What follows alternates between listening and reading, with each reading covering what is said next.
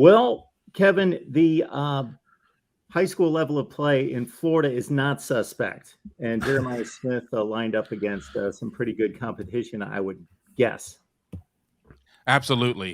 He's at Shabbat, which is in the highest classification in South Florida, probably in one of the best, divisions, leagues, whatever you in America. And he's a 6'3", 200-pound wide receiver who class of 2024, number 2 player overall in the nation, according to multiple rankings out there, commits to Ohio State. This one was always a matter of when, more so than if. Miami took a shot. I mean, obviously Miami is going to be a constant nuisance down there as it tries to splash NIL cash. But the relationship that Jeremiah Smith has had with Brian Hartline, Keenan Bailey, the Ohio State coaching staff has been just really the difference maker at this point. He is somebody who will play at about 220, 225 pounds at the next level. He's big and fast and has a gigantic catch radius and has all the ball skills. He's able to make big plays. Some players are great in the first quarter or the second quarter. Jeremiah Smith is somebody who's big in the fourth quarter. I mean, he's just a dude.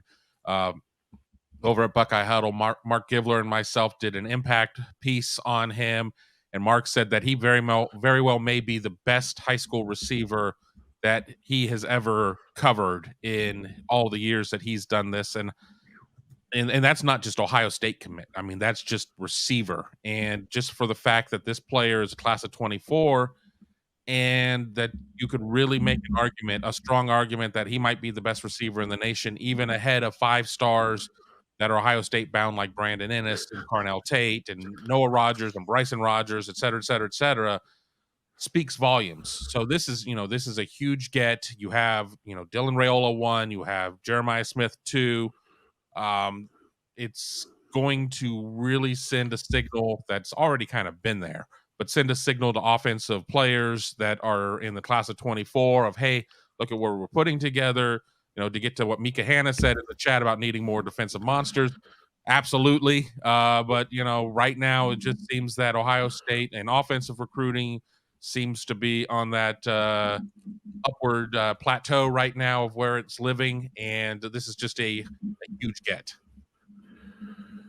Yeah, I've with Jeremiah Smith, I started to call him Marvin Harrison Jr. That's kind of who he reminds you of, and can make the big catch and go after the catch as well, pick up yards that way because he's fast enough to do that. He's not just a chain moving 6'3", 6'4" guy. He's not a possession receiver. He's a big play receiver who can do it all, kind of like Marvin Harrison.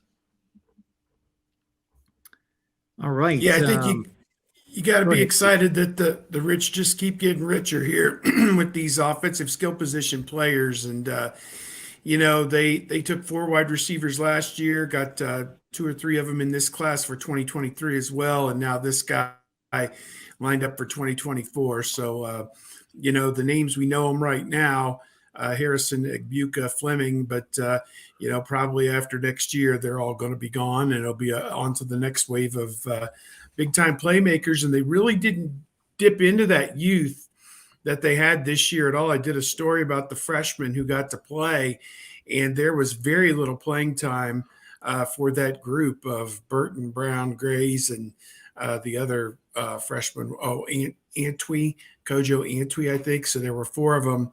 None of them really got to play much at all this year. So I think next year will be incumbent upon developing those guys and getting them a little bit of seasoning during the 2023 season.